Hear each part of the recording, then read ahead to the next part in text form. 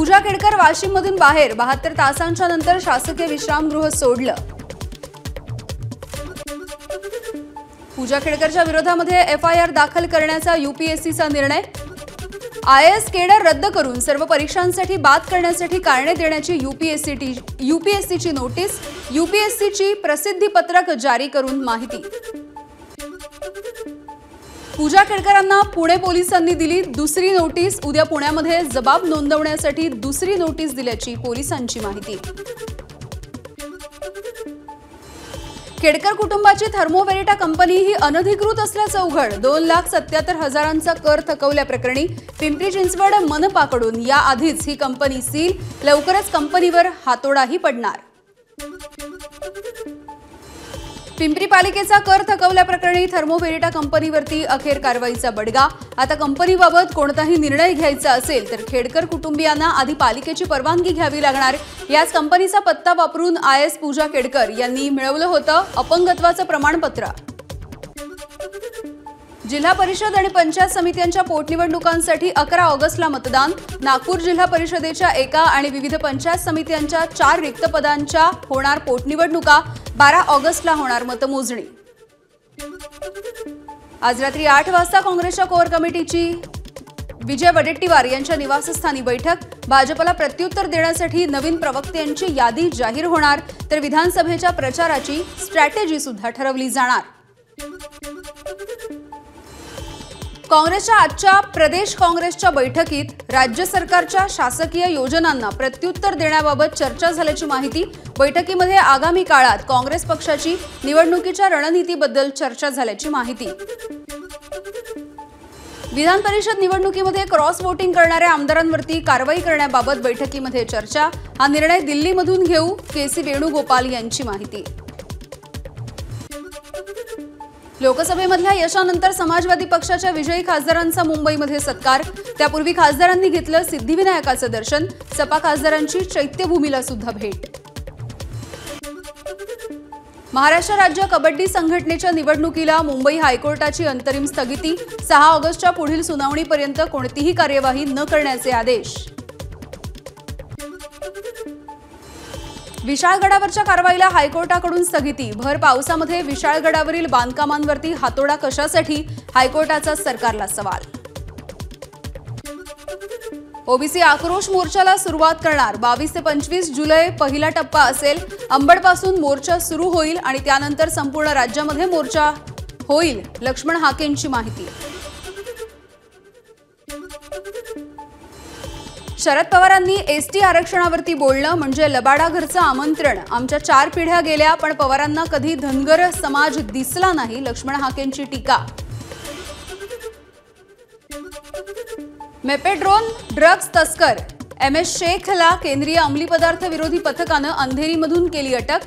5 किलोचं ड्रग्ज जप्त। हैदराबादमधून हे ड्रग्ज मुंबईमध्ये तस्करीसाठी आणण्यात आल्याची माहिती। ठाण्यामधल्या घोडबंदर मार्गावरील पातलीपाडा उड्डाणपुलाखाली ट्रकचा अपघात। ट्रक चालक थोडक्यात बचावला। काही काळ मानपाडा ते पातलीपाडा दरम्यानची वाहतूक झाली होती ठप्प। उद्या सकाळी 10 वाजता कठोर आमरण उपोषणाला सुरुवात करणार। काहीही झालं तरी उपोषण मागे घेणार नाही, मनोज जरांगेंची भूमिका।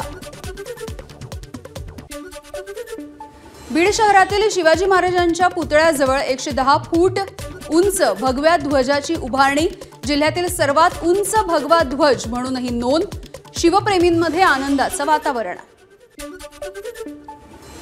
विशाळगडावरच्या तोडफोडी प्रकरणी छत्रपती संभाजीनगरमध्ये MIMचं धरणं आंदोलन।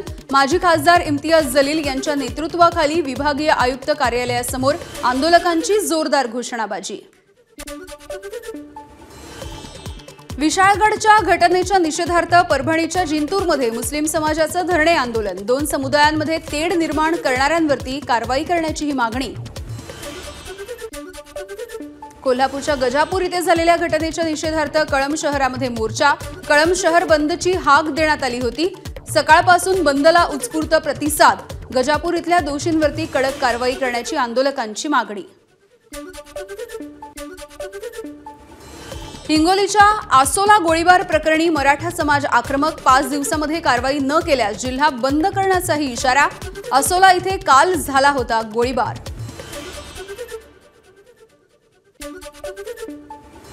वाघनखांच्या अनावरण सोहळ्याला मुख्यमंत्री उपमुख्यमंत्र्यांची उपस्थिती, तर छत्रपती शिवरायांचे वंशज उदयनराजे आणि शिवेंद्रराजेंनीही लावली हजेरी। वाघनख उद्यापासून सर्वसामान्य नागरिकांना बघता येणार, मात्र 10 ते 11 या वेळेमध्ये केवळ विद्यार्थ्यांना ही वाघनख बघण्यासाठी परवानगी।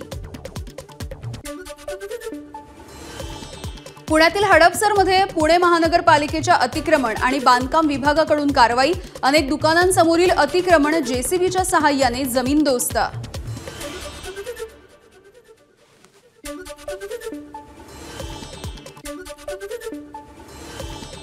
पुण्यातील महादेव गोविंद रानडे ट्रस्टच्या मालकीची 16 एकर जमीन फसवणूक करून बळकावली, या प्रकरणी सर्वंट सोसायटी ऑफ इंडियाचे सचिव मिलिंद देशमुख यांच्यासह 3 जणांवरती गुन्हा दाखल।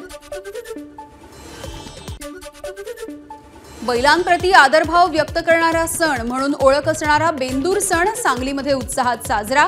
3 दिवस हा सण साजरा केला जाणार। बैलांची खांदेमळणी करून त्यांना खिचडा सुद्धा खायला दिला जाणार। सुनील तटकरे यांनी केली मुंबई गोवा राष्ट्रीय महामार्गाची पाहणी, संबंधित अधिकाऱ्यांना धारेवर धरत महामार्ग दुरावस्थेबद्दल दिले कामकाजाचे आदेश। खारपाडा ते इंदापूर अशी केली पाहणी। खेडमध्ये मुसळधार पाऊस, जगबुडी नदीनं ओलांडली धोक्याची पातळी, खेड शहराला पुन्हा पुराच्या पाण्याचा धोका। सध्या जगबुडी नदी 7.25 मीटरवरून वाहू लागली। इरशाळवाडीत दरड दुर्घटनेला आज 1 वर्ष पूर्ण, या निमित्ताने दुर्घटनेतील मृतांना गावकऱ्यांनी वाहिली सामूहिक श्रद्धांजली, मृतांच्या नातेवाईकांना अश्रूही अनावर। मुंबईमधून गणेशोत्सवासाठी कोकणात जाणाऱ्या प्रवाशांसाठी खुशखबर, 202 विशेष रेल्वे गाड्या सोडण्याचा निर्णय, 21 जुलैपासून गाड्यांचं आरक्षण सुरू होणार। सिंधुदुर्ग जिल्ह्याला मुसळधार पावसानं झोडपलं, रात्री झालेल्या मुसळधार पावसामुळे तेरेखोल नदीने इशारा पातळी ओलांडली, रस्त्यावरती पाणी आल्यामुळे कणकवली हळवल, कणकवली आचरा हा मार्ग बंद। मुसळधार पावसामुळे सिंधुदुर्गामधल्या कर्ली नदीलाही पूर, कुडाळ शहरामधून रेल्वे स्थानकावरती जाणाऱ्या मार्गावरती पाणी आल्यामुळे हा मार्ग वाहतुकीसाठी बंद। वर्धा इथल्या 5 तालुक्यांमध्ये सकाळपासूनच अतिवृष्टी, हिंगणघाट तालुक्यामधील 3 मार्ग वाहतुकीसाठी बंद, वीज पडून बैलही जखमी, गोठाही जळाला। वर्धा, वणा, बोर, पोथरा, यशोदा, धाम नदीसह लाल नाल्याच्या पाण्याच्या पातळीमध्ये वाढ। गोंदिया जिल्ह्याच्या सर्वच तालुक्यामध्ये दमदार पावसाची हजेरी, नागरिकांची उकाड्यापासून सुटका, पावसामुळे लागवड करून झालेल्या भात पिकाच्या शेतीलाही फायदा। जम्मू काश्मीरमधल्या दहशतवाद प्रकरणी केंद्र सरकारच्या विरोधामध्ये भंडाऱ्यामध्ये ठाकरे गटाचं आंदोलन, त्रिमूर्ती चौकामध्ये निदर्शनं करून जिल्हाधिकाऱ्यांना दिलं निवेदन। अकोल्यामध्ये एचडीएफसी ॲग्रो कंपनीच्या 2 वरिष्ठ अधिकाऱ्यांवरती गुन्हे, विमा कंपन्यांनी परतावा न देताच हजारो कोटींचा भ्रष्टाचार केल्याचा आरोप, जिल्हा कृषी अधीक्षकांच्या तक्रारीवरून फसवणुकीचा गुन्हा दाखल। पत्नीची बदनामी केली म्हणून मित्रावरती केला चाकूने हल्ला, गोंदिया जिल्ह्यामधल्या सिंगलटोली मैदान या परिसरामधली घटना, 2 आरोपींवरती गुन्हा दाखल। प्रियकराबद्दल अपशब्द काढल्यामुळे तरुणीचा मैत्रिणीसोबत वाद, वादाच्या नंतर तरुणीची गळफास घेऊन आत्महत्या, भंडाऱ्याच्या वरठीमधली घटना। चंद्रपूर जिल्ह्यामधल्या नलेश्वर मोहाडी गावामध्ये बिबट्या शिरल्यामुळे गोंधळ, यावेळी बिबट्याच्या हल्ल्यात 6 जण जखमी, बिबट्याला जेरबंद करण्यामध्ये वन विभागाला यश। शिर्डीच्या साई मंदिरामध्ये 20 ते 22 जुलैच्या दरम्यान गुरुपौर्णिमेचा उत्सव संपन्न होणार, उत्सवाची तयारी अंतिम टप्प्यात, गुरुपौर्णिमेच्या दिवशी मंदिर रात्रभर दर्शनासाठी राहणार खुलं। मध्य रेल्वेच्या भुसावळ विभागामध्ये सुरू असलेल्या पुनर्विकास कामामुळे नागपूर झोनमधून धावणाऱ्या 8 रेल्वे गाड्यांना फटका, 22 जुलैला होणाऱ्या रेल्वे ब्लॉकमुळे 8 रेल्वे गाड्या रद्द। अनेक दिवसांच्या प्रतीक्षेनंतर नंदुरबार शहरामध्ये आणि तालुक्यामध्ये पाऊस। शेतकरी राजा सुखावला, मात्र जिल्ह्यामध्ये अजूनही मुसळधार पावसाची प्रतीक्षा।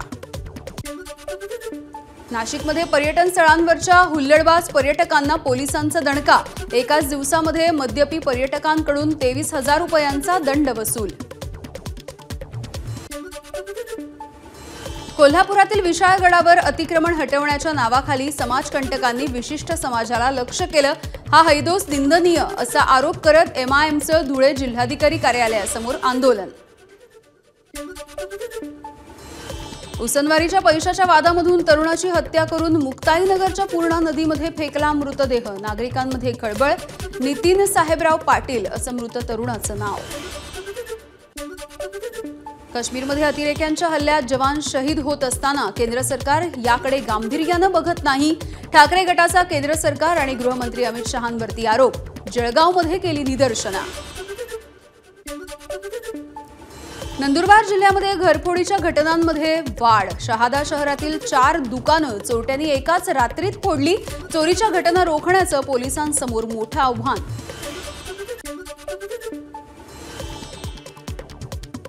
नाशिकमध्ये महिलेचे सिटी लिंक बसमध्ये चढताना 40,000 रुपये गेले चोरीला। अज्ञाताच्या विरोधामध्ये पंचवटी पोलीस ठाण्यामध्ये गुन्हा दाखल।